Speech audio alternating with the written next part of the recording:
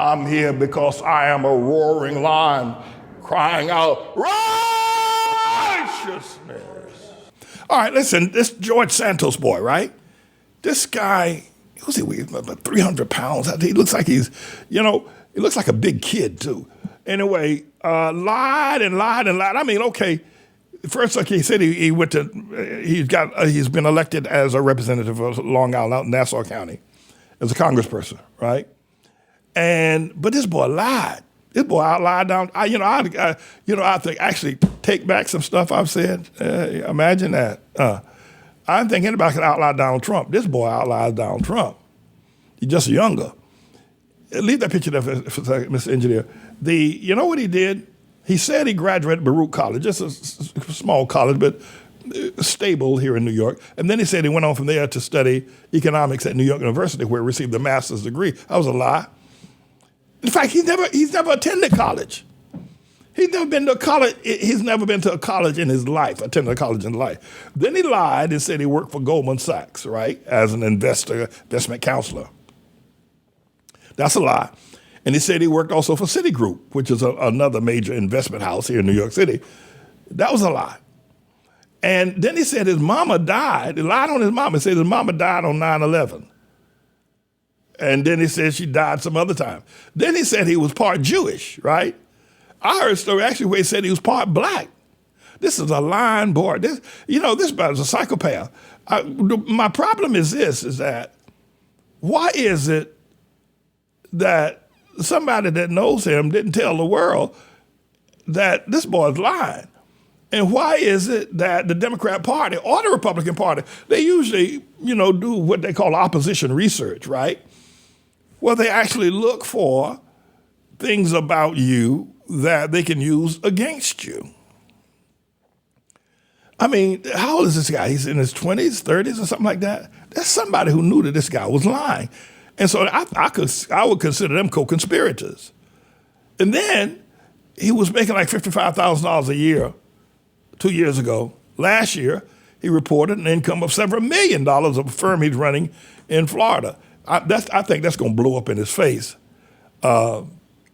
because somebody, then he said he's homosexual. I don't even know if he's gay. He says he's gay, but I don't know if he may be just using that to get, I don't believe he may not be gay. I know he's a liar. This is fascinating. And so listen, Kevin McCarthy, who probably will be the Speaker of the House, doesn't have the guts to put the pressure on him for him to resign. So he may serve unless they find something legally he's done with funding, with messing with the money. You know how they are with that. Unless they find something he's done messing with the money, he's going to serve in Congress for 2 years. And I don't know how anybody who knows him, I mean, I guess his mama's, he said she's dead, but she died twice. So that's a pretty good feat. But somebody else had to know this boy. And who put him up to there's something behind this that I think that we're going to find out. Somebody gave him some money. And then the other thing, he spent a whole lot of money in fancy hotels and taking private jets and buying Brooks Brothers suits for his staff. This is something, I mean, but I guess the thing of it is that, I mean, most people think politicians lie anyway, so what's the big deal? And then he got on television when they found out all these lies he told. The New York Times broke the story.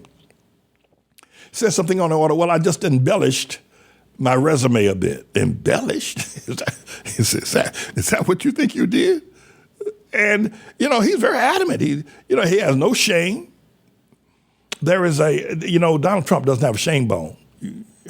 Some people have a shin bone, a hem bone, a neck bone, but Donald Trump does not have a shame bone. I mean, he's not ashamed. He doesn't have that trait. And I think this boy has the same thing. He doesn't have the trait. You can't make him feel shame. But I think the people out the people out in Nassau County, Long Island, they are regretting that they voted for him. And imagine having given money to this guy and campaigned for him, and now to find out he's one of the biggest con men going. By the way, anybody heard anything about what's happening with this pastor Lamar Whitehead out there in Brooklyn, who is he still in jail? He's arrested. Anybody know? Somebody give me a shout out, because I think they're going to keep that quiet on the down low, because I believe that Lamar Whitehead, this pastor that fleeced people out of their money out there in that church, and I believe that he and Pharaoh Eric Adams, the mayor of New York City, I think they are gay lovers. That's what I think. I could be wrong, but I think they're gay lovers. That's because there's no other reason why. Mayor Eric Adams will be hanging out with somebody like this guy, this Lamar White. So a lot of crooked stuff going on up here in New York. I'll tell you that right now. And I might be the last righteous man in New York City. But I haven't heard anything on the news. And, I tell you what, the CNN and MSNBC and the Washington Post and New York Times, they won't carry this, because it makes Mayor Eric Adams look bad. They're selective about who they cover. They're selective about who they, because if they start digging into this boy, if they start digging into Eric Adams and this boy, Lamar Whitehead, the way they're digging into George Santos, they're going to find the same ugly stuff about this Lamar Whitehead and Eric Adams that they found out about George Santos. But they don't want to dig. They don't want to dig there. They don't want to dig, mainly because, you can't. He's black. He's a black mayor, and black people have had it hard. Let's don't go so hard on the black people. Let's give them a break. And they've been treated so bad and went through slavery and everything. And they're both black men trying to make it. Let's don't cover that. But I think that's what's going on.